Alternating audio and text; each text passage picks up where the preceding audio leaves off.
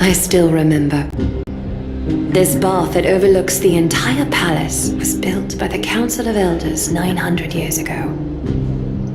Its purpose was to commemorate the first flame chase journey and to remember the heroes who made great sacrifices for Amphorius a millennium ago. Rules were set then. No one was allowed to enter, apart from guests invited by the Gold Weaver. But, I guess, you're no longer pretending to follow the rules, are you, Lady Kindness?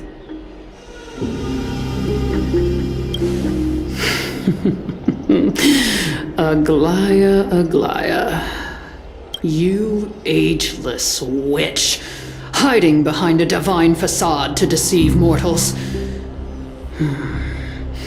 We've been far too kind with you. Kind? There's no need to use such a word to cover up your incompetence. Anaxagoras humiliated all of you before the citizens. If you still had any shred of shame, you'd throw yourselves from dawn cloud at the curtainfall hour to salvage the last fragments of your dignity. Demigod, why not gaze into the water's reflection and see the wretched face you wear now? These days you're not only blind, but also deaf.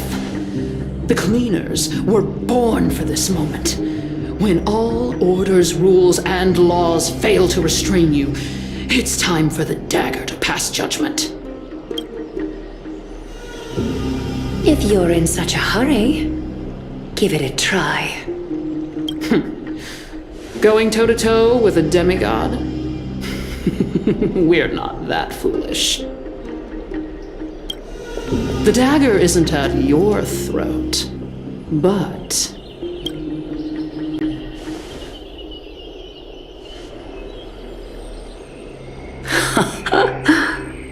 Your gravest accusation is that my humanity is fading. And you claim if that accusation holds, what makes you think the lives of these civilians will sway me in the slightest? Fine. I'll gladly use a few more words to shatter that. Like I said, you're not only blind, but deaf too. Late, you failed to notice the thefts we arranged in the market, nor did you catch wind of the meetings happening in the Dromus workshop. Plots are unfolding right under humanity? Fading? Aglaea, why not use your precious golden thread to peer into my...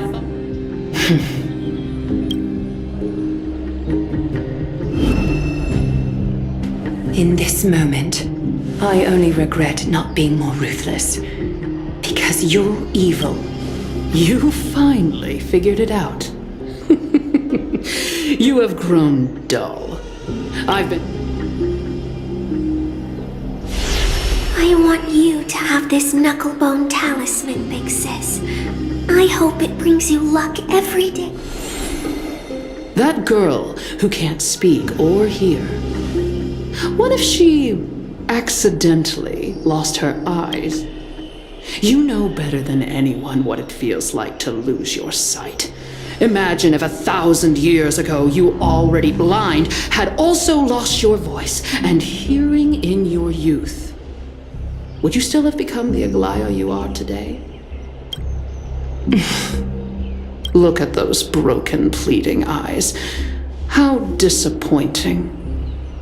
We overestimate. If this plan fails, we still have dozens of I thought I could buy some more time. In these 1,000 years, I've witnessed the fall of 10 titans. From my naive arrogance at the beginning to slowly learning how to guide others.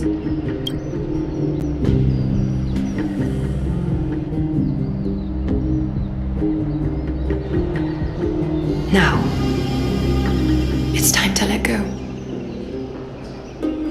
I should be grateful. grateful that I've reached this moment, to let my departure become a path for others to follow. Have I done enough? If I embrace that prophecy now, and sink into the warmth of these waters,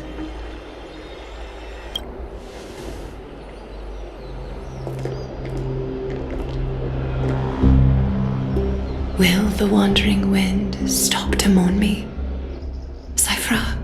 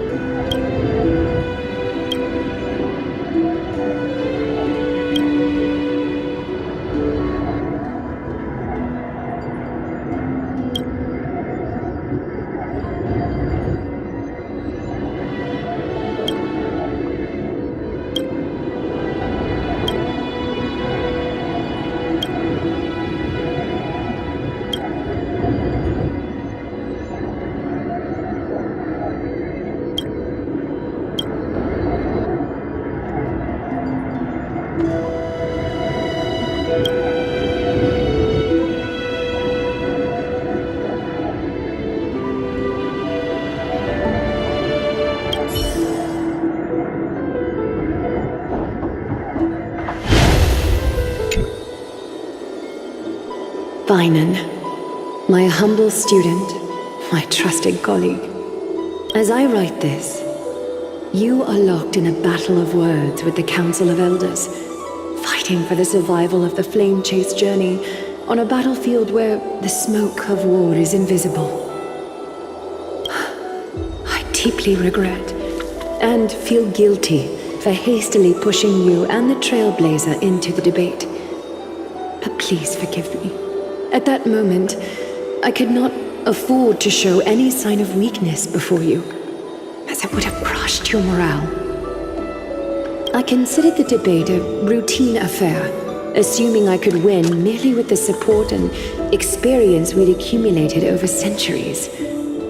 But I underestimated Kindness and her party's cunning, and also the deterioration of my own senses. The trap was likely set by the debater Calictus.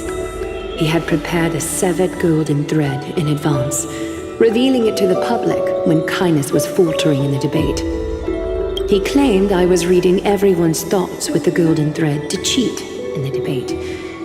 I could have countered that low tactic in 100 ways, but my words slipped out before I could even think about them. With deceitful scoundrels like you in the crowd, I have no choice but to rely on the golden thread to keep watch over everything in this holy city. You can imagine the reaction that comment provoked. At that moment, I felt my time was running short. The divinity in this body might be eternal, but that is not the essence of me. I am a daughter of humanity, born of my mother, and I will die as a human. Realizing that my humanity was fading, I began to plan my exit. What kind of departure would not waste such a belated death? I have yet to find the ideal answer, but I knew I couldn't simply fade away in my sleep like anyone else.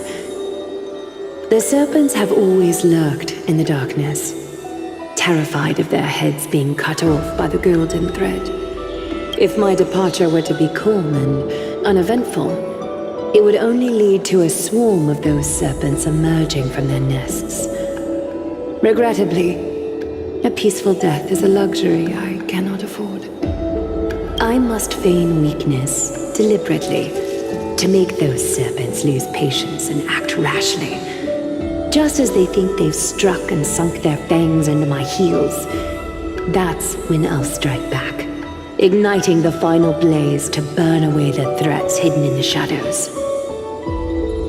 The blaze soaring into the sky might sow fear and confusion, but I have no worries about people losing their way. After all, Alchema still has you to guide them, Phainon. You're not perfect, Phainon. I've witnessed your confusion, recklessness, and deep sensitivity, dawn after dawn. The heavy burdens of your past have always weighed you down, inflicting deep pain. Yet, in your way, you are perfect.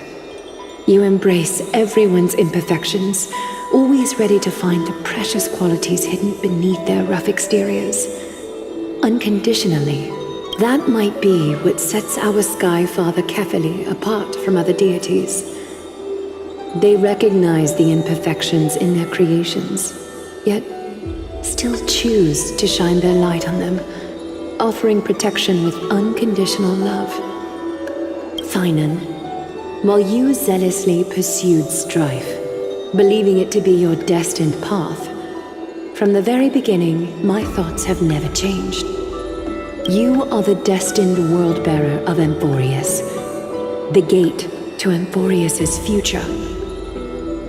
Go, complete the flame-chased journey of the prophecy, ignite the stars, and inspire hope in the hearts of humanity.